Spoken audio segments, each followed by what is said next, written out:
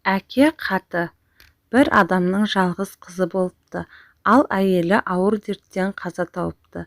Қызының мінезі өте дөрекі екен. Кеш батып күн ұясына батса болды, түнгі клубтан шықпайды екен. Мектеп бітірген соң өзге оқу орнына түсуден бас тартыпты. Әкесі тым жұмыс басты еді, сондықтан оның бұл жүрісіне онша көңіл бөлуге уақыты болмайтын. Бірақ әкесі қызының өмірінен де артық жақсы көретін.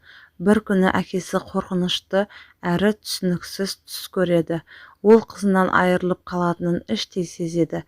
Сосын қолына қалам мен таза парақ алып қызына хат жазады да оны әрдайым өзімен бірге алып жүреді. Солай күндер өте береді. Сондай кездердің бірінде әкесі маңызды жиналысқа бара жатады. Қалтасында әлгі хат. Рөлде өзі отырған болатын. Оның ешқашан жеке жүргізушісі болмаған. Сол хатты қалтасынан алам деп қарсы келе жатқан көлікті байқамай жол апатына түседі.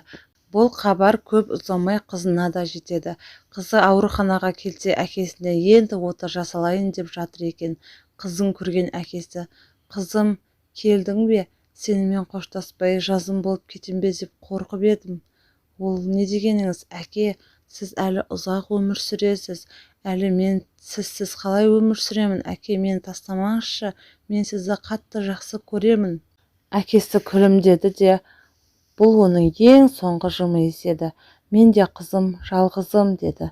Қызының қолына бүктелген ақ парақты ұстатты да: "Мен анаңның жанына баруым керек, қызым, жылама," деп оның көз жасын сүртті. "Жоқ, әке, әке, тастамаңызшы мені, өтінем, әкетай, әкешім." Ұзақ уақыттан соң дәрігер шықты.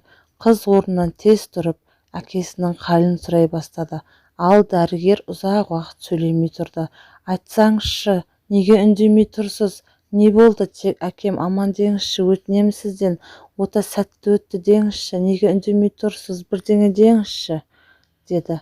Дәрігер өкінішті деді. Дәрігердің осы сөзі оның өмірінің күл паршасын шығарды. Бұрынғы кездері оның көз алдынан біртіндеп өтіп жатты. Ол тіпті хат туралы ұмытып кеткен еді. Өз-өзіне әкесінің енді жоқ екендігіне сене алмады. Үйіне барып хатты қолына алып ашып оқи бастады. "Қызым, бәлкім бұл саған жазған ең соңғы хатым болар.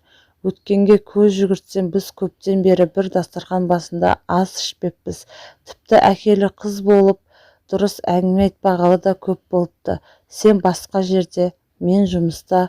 Сол жұмыстың кесірінен мен саған жөнді көңіл бөле алмадым.